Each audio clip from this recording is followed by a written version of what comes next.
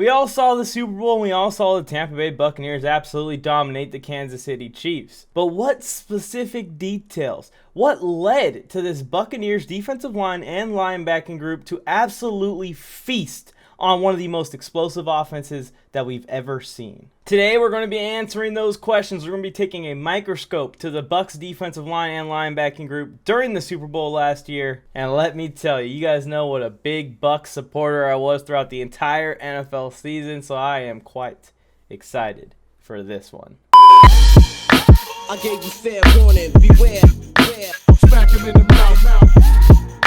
I gave you fair warning, beware, beware. Smack him in the mouth. I gave you fair warning, beware, beware. Smack him in the mouth. I gave you fair warning, beware, beware. Smack him in the mouth. What is up, Warzone Sports Army? I'm Mike, and I am on the mic, and welcome to Mike's Film Room. Underwhelming, I know. But anyways, today we're going to be looking at the Buccaneers defensive line and linebacking group in the Super Bowl, as I said in the intro. But first, can you please take the 2 seconds, help our dreams and accomplishments come true? We work so hard on every product that we put out on the Warzone Sports Network. Just hit that subscription button, tap the little notification bell right next to us, that way you're alerted every time we drop a new video, which is daily at this point. Yes, 7 days a week. If you're a sports fan, and if you're a football fan specifically with the season about to start, I promise you will not regret it. Going into the Super Bowl, the Tampa Bay Buccaneers were obviously very aware of the situation that they were facing as far as the Chiefs O-line being as injured as they were, and they put together an extensive package of blitz disguises and different blitzes with their dynamic linebackers and edge rushers. And as a defensive minded guy myself, I played defense going through my entire football career. Seeing this executed out on the field is like watching Bob Ross paint a beautiful painting. We're just gonna add a happy little Shaq Barrett spin move here, a nice little Vita Vea bull rush here, and look at Lavonte David locking up Travis Kelce. Just magnificent. Just a piece of art. Anyways, I know I'm not funny. Let's get into the film study. One more thing, guys. I need you to drop down in the comment section below and leave some suggestions for next week. Any NFL player that you want, except for kickers and punters. Okay, so this first play I wanted to look at really displays the blitz packages and how this team confused this offensive line, which was full of backups, and CH in the backfield, who happens to be a rookie as well. That's something that I kept in mind with CH when I was gauging expectations for him in this game, was that he is a rookie and that this defense was going to throw stuff like this at him to have to try and protect in the backfield as a pass protector. He isn't ready for this kind of stuff. Now, this isn't CEH in the backfield on this specific play, but there is plays later on that I have highlighted that I'm going to show some CEH work as well. And also, again, we're going to be focusing on the linebackers and the defensive line. The secondary did their job. They played their zones. They played their mans. The secondary was phenomenal in this game, but really what wreaked havoc was the Bucks defensive line and linebacking core on that side of the ball. So we won't be talking about coverages too much here unless the linebackers are dropping back into coverage. Anyway, straight out, you can see here, pre-snap, Lavonte David and Devin White both lined up over the A-gaps as if they were blitzing. Now, they could be dropping back into coverage, and Mahomes knows that. But what they do next is not something that anyone on the Chiefs side of the ball is expecting. Watch what happens at the snap of the football. Where does Lavonte David and Devin White go? Keep your eyes on those two guys. Boom. They come around the edges. And the defensive ends have a little bit of a job of their own. They have to occupy those tackles on the edge there. They got to kind of lean them inside so that way that their linebackers both will have free runs at the quarterback. This is something that if you don't have linebackers with the speed and athleticism that Lavonte David and Devin White possess, that I don't even think is an option for most defenses in the NFL. But these guys can both do this and both do this at the same time. It's absolutely ridiculous. Let's watch it one more time here. You see them pop around the edges, and now Mahomes is rushed to make a throw here. You can really see it from this angle. Super fun to watch these guys doing stuff like this. Pop around the corner here. And if you actually watch the play, this is one of those typical Chiefs plays where they just are using their speed to absolutely burn an opposing defense. This is open. If you look at where McCole Hardman is, he is past both the DB that's playing the underneath route there, and I think that's Carlton Davis, who's supposed to be covering the deep here in a cover 3. McCole Hardman has a touchdown typically, but because of what the linebackers did on the inside, this play is just an incomplete pass. And something else that I really love that the Buccaneers did in this game is they did a lot of this stuff really early on in the game. They took some risks that they were going to give up a big play, give up a big touchdown by throwing in these crazy blitzes early on in the game. And the reason I love that they did that so much is because that led to the Chiefs' offense, and Patrick Mahomes specifically, having to second-guess everything that he's seeing on the field. He had to second-guess every read that he was making for the rest of the game onward. In the first quarter, the Buccaneers established that they were going to be aggressive on defense, and they established that they weren't going to be cookie-cutter on defense. They were going to be doing crazy things and throw confusing stuff at Mahomes. It was an excellent strategy drawn up by Todd Bowles and excellently executed by the Buccaneers defense. Here's another example of a very creative blitz that the Bucks had drawn up. And whether it's good anticipation or if it just randomly worked out this way that the Chiefs had a motion call at the same time that the blitzer who was guarding the receiver motioning would have been blitzing. But either way, with the Buccaneers wreaking havoc and disguising coverages / blitzes all night, you saw the Chiefs start to move people in motion a lot more to try and help identify what they were facing on each play. And you're going to see them do that on this play here. But what the offensive line, what CEH, and what Mahomes doesn't account for is the man that was supposed to be guarding the receiver originally, and they just never see stuff like this coming. And this happened throughout the game. Watch closely. Free run right at the quarterback. Mahomes is forced to throw it away again. In this scenario, and here's the other angle, when the box is loaded like this, the offensive linemen have people that they're accounting for, right? You got the two linebackers, they're watching them, who are both lined up at the line of scrimmage. Both could be blitzing or dropping back into coverage. You got the two edge rushers standing up on the outside. Very good edge rushers that the tackles really do have to worry about getting beat by. So who does this fall on? This falls on CEH to recognize and pick up any untouched blitzers. CEH steps up way too far here. He's only worried about the two linebackers who would already be causing problems and doesn't even give a touch on the unblocked blitzer. And that's a rookie thing. That could just be a rookie thing. I mean, it's going to happen. And at the end of the day, it's just a really well drawn up blitz. And the fact that the receiver motioned so that way that they could disguise the blitz even more by creeping in just worked out in their favor. Or it was anticipated. And if it was anticipated, even more of a bravo to Todd Bowles in this defense. And again, these kind of play calls are the play calls that the Chiefs like scoring touchdowns on. You're going to see Pringle, who has a speed advantage on the guy across from him, going across the middle of the field to take away the safety, giving Mecole Hardman a one-on-one run with the corner on the outside. But because Mahomes is forced to throw it away, they don't even get a chance to see if that play was going to work or see if that was going to end up being a big play for them. Bravo, bravo. All right, this play right here is a demonstration of what a freak of nature Devin White is at the linebacker position and exactly why he's one of my favorite players across the board of any players in the National Football League right now. And having linebackers like White, like Levante David, that can create so much chaos within the box and confuse defenses is just fun to play with. And I'm sure it's a lot of fun to be a defensive coordinator of. But look at Devin White here. He's lined up in the middle of the field showing blitz. But really his assignment, he's one-on-one in coverage with the running back standing next to Patrick Mahomes. Look at how much chaos, look at how much insanity goes on in the box here, and Devin White has the athleticism and speed to work through all of that and make the play on the screen on the other side of the field from where he originally lined up from. It's absolutely ridiculous. It's insane, and it's only stuff that guys like Devin White can do in this league. You can see he gets out there and disrupts this screen. Here's the other angle to this play. Look at how far to the right Devin White is lined up. He is lined up at the line of scrimmage. All these offensive linemen are going to release upfield to pick up blockers for the screen pass, and Devin White is able to shuffle and swift through all of that and make a play on the ball. And even if the running back caught this pass, Devin White was making a tackle for loss here, and it's only because of his speed, athleticism. He's a special player at this position. I'll tell you that right now.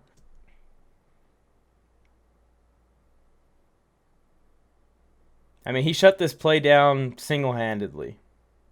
I mean, if I show you this freeze frame right here and you see where Devin White is and you see where the running back is going, do you think that he makes this play? Do you think that he gets in between the pass and the running back here? There's no way in hell you could say that you think he's going to beat these three blockers. And sure enough, he just slides right through all of them, gets around the edge, makes a play. Here's another well-disguised blitz that the offensive line just couldn't handle in this game. And like I said, we really saw it the entire first half.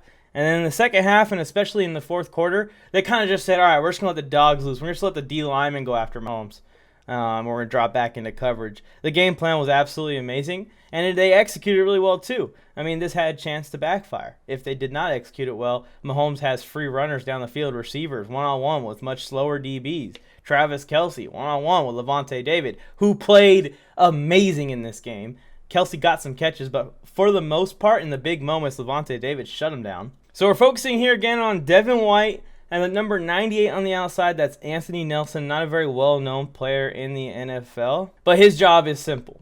Nelson is going to, number 98 again, he is going to occupy, like I said, blockers. And that's a big part of blitz packages in the NFL. He's going to occupy the tackle, which is going to give Devin White a free run at the quarterback. And Devin White's patience to do this and his speed to get around the edge forces this here. Even though Nelson stumbles a little, and even though Nelson is the one that initially makes contact with Mahomes, the blitz itself is what forces Mahomes to step up into Nelson's lap.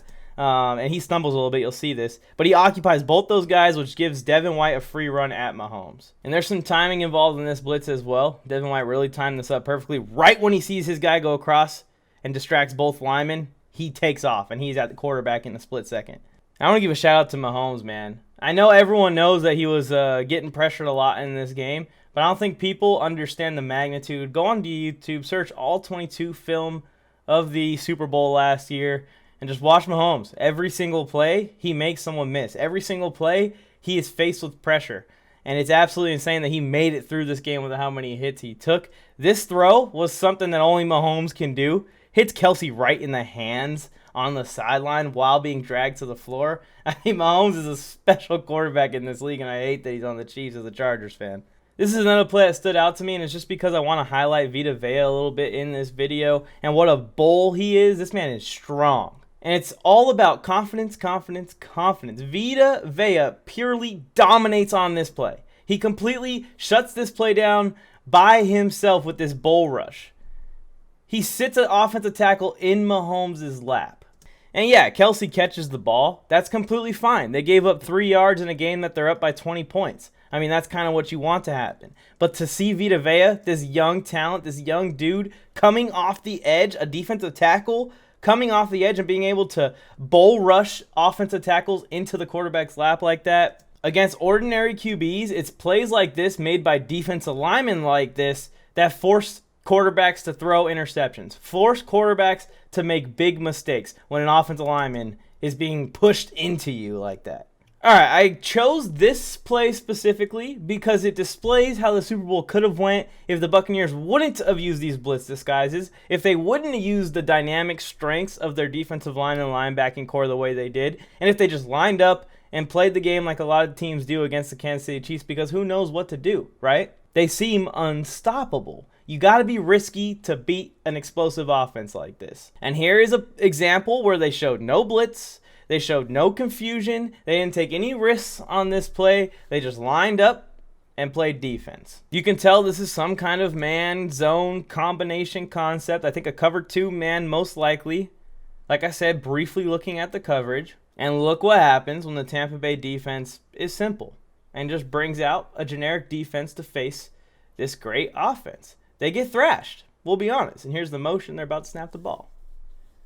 It's just a handoff. Something as simple as that. It's one of the better plays for the Chiefs all game. All right, now it's time to give Shaq Barrett his love. A couple of plays later, they throw something a little bit more unique at them on 3rd down. Pre-snap, you can see where Shaq Barrett's lined up here. He's lined up all the way outside. So far outside that you'd almost question if he's even going to be coming at the quarterback, if he's dropping back into coverage on this. This man is able to show that he is pass rushing straight up the field, takes a couple of steps upfield, and then watch what he does next.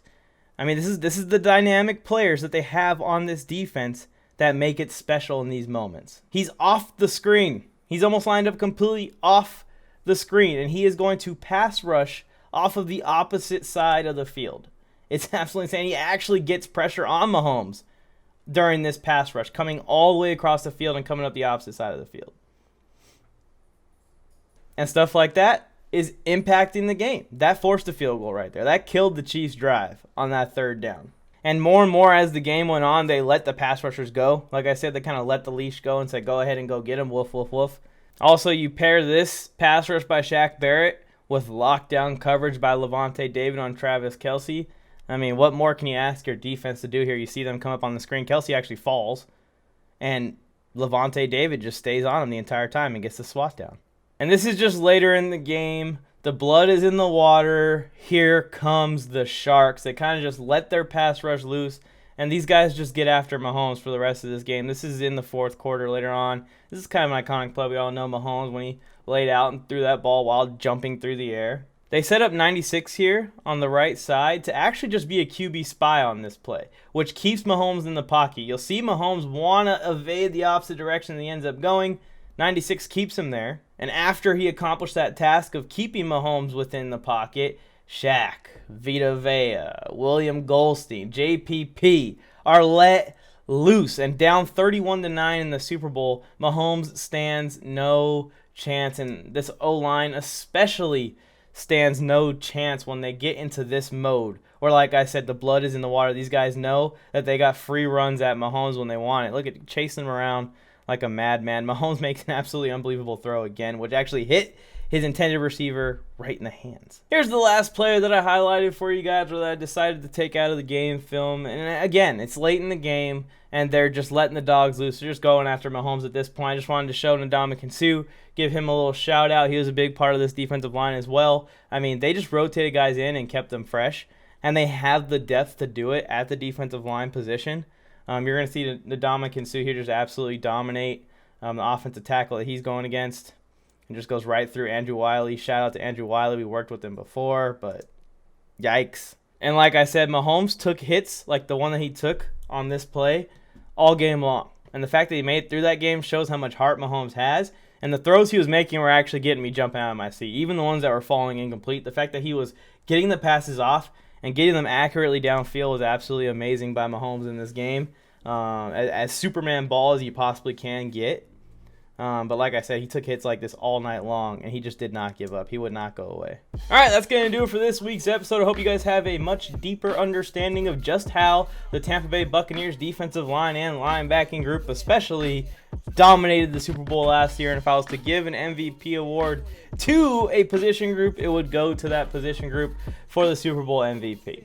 Now, my boy Brady, he deserves his MVP. We're not going to take it from him. But those guys put in work. Todd Bowles did a great job executing the game plan that he drew up before kickoff to this game. And overall, just bravo. Like I said, it was almost like looking at art as a former defensive player. Just a decent high school player can even appreciate how great this was on that side of the ball. Again, let me know who you guys want to see featured in next week's film study. We're getting closer and closer to the NFL season. When we start the NFL season, I'll be doing a film study of just a performance that stands out to me each week, whether it's a big-time wide receiving performance or a defensive back like Jalen Ramsey locking dudes down.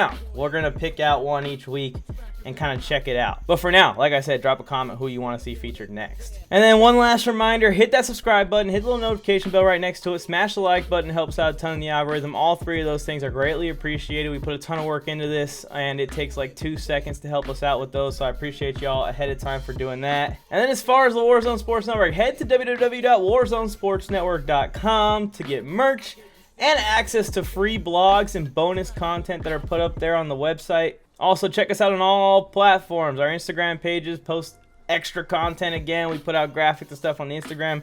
And the TikTok page is being run by a couple of guys in the network, and they're having a lot of fun with that. So go and check out both of those platforms. There's a new show coming to the Warzone Sports Network. I just wanted to give it a quick shout out. Tony Tucker, Mike on the Mic, the only two Chargers fans brave enough to get in front of a microphone, are bringing you a brand new show called Nuts and Bolts. That's going to be dropping in the next couple of weeks, so keep a lookout for that. Again, notifications on.